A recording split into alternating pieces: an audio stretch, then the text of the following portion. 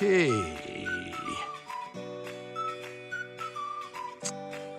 Victor, this is a generally flat area. Looks like an easement through here for the people that live up there. Don't know, would have to see, but there's some decent building spots. It looks like somebody's down here on the bottom on this ground. There's quite a bit of down timber, and it just goes way up, very steep up in that direction. So that's looking west. This is looking generally north, and this is east down here. So this is the best spot really that I've seen, and I'll show you on the map where this is when I send it to you. And then you get up here a little ways, not a bad spot, but right here looks to be the best so far. And you can see the flat area up here, and of course we come up through a draw. So Victor, here we are looking southeast. It's kind of near, and when you get down here a little further, but right down here where you see the blue, I don't know if you can see it right there, that's pretty much where we were taking the video previously.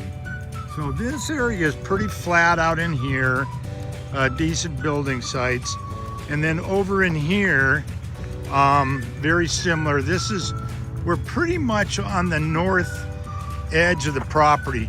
Now there are, people that have access up on this side, but this area is not too bad, relatively flat. You wouldn't have any problem getting septic in any of this area. It does get pretty steep as you go west, as you can possibly see there. And then the pickup truck is rolling out, going down through the canyon. And I'll take a video of the road going out and send that to you as well. So Victor, we're going to go ahead, and this is driving out of the area up there on the map that you saw. You know, of course, there's that flat area. There's a number of access points that go through the property, and we're going to go past where we were videotaping earlier, and you'll see that here on the left.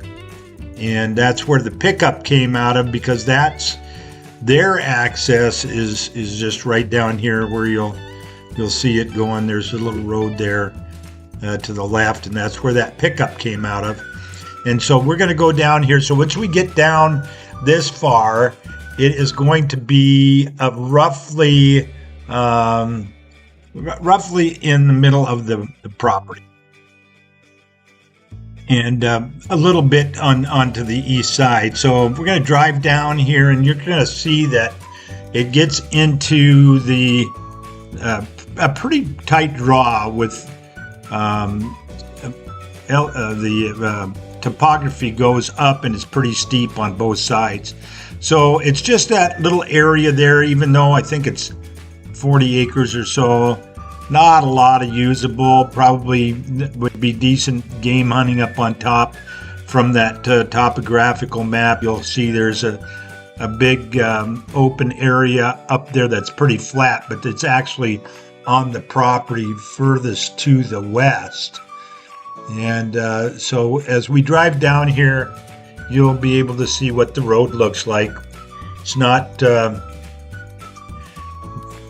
well improved, as you'll be able to see, and so we'll just drive down here. Now when we get down here to the bottom, it's about the property itself is roughly 1.5 miles up that road.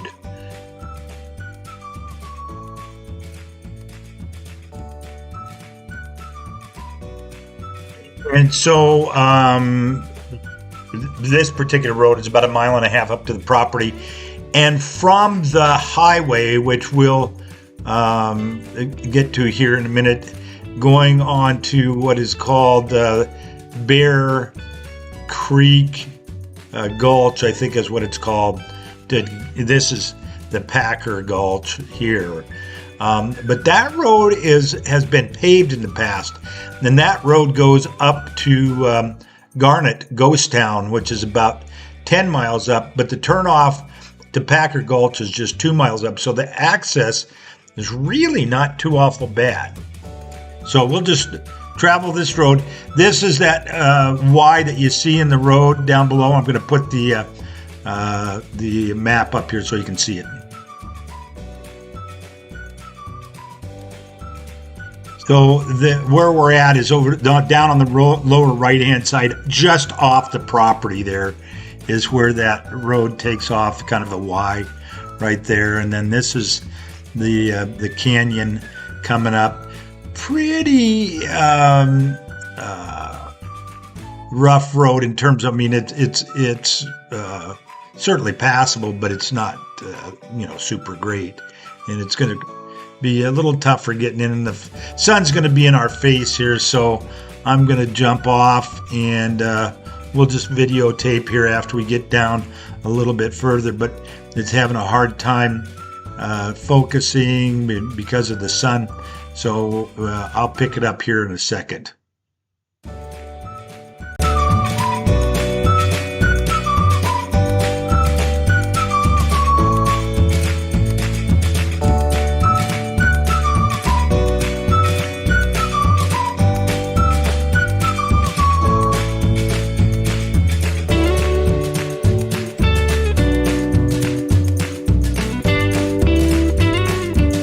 And because of the steepness, you can see right there was some rocks on the road, and we did come across a little bit of a rock slide. So you just have to be aware of that. And of course, you're going to have a vehicle with plow to get out, during those times when you've got snow. And of course, we're lucky. This is temperatures in the 50s here. The last few days, so it allowed us to get up there, but it's a pretty wet road. And this area right here that we're coming through, you can see nice fence. This tract, I believe up above, has got a pretty decent house, and you can see that's a nice little fence. And just down below there on the left, you can see there's a little cabin that's associated with some mining that's going on. And of course, this was all gold country at one time. That's why you had Garnet, which was the mining town that's now a ghost town. So from right down here at the intersection of Bear Creek Gulch is 2 miles to the, a mile and a half to the property.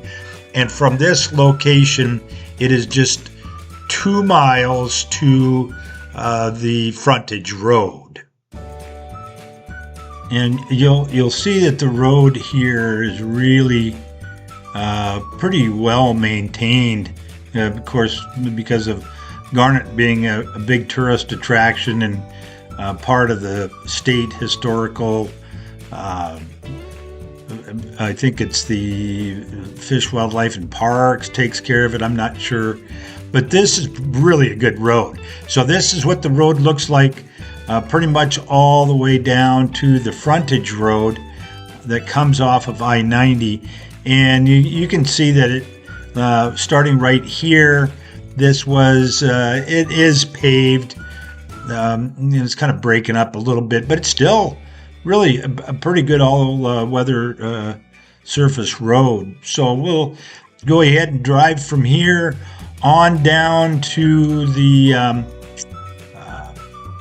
frontage road so that you can see what your access is.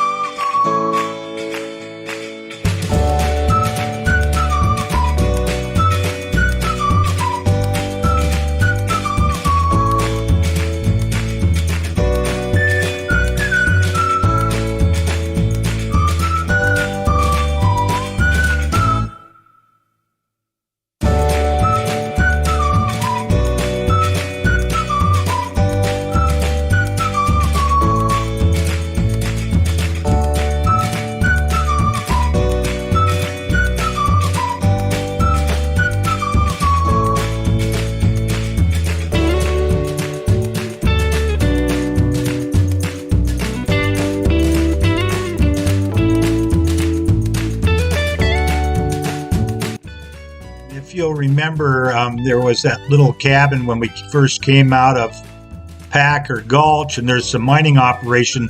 That sign on the left is the start of that mine operation, which actually goes up the road approximately 4 miles.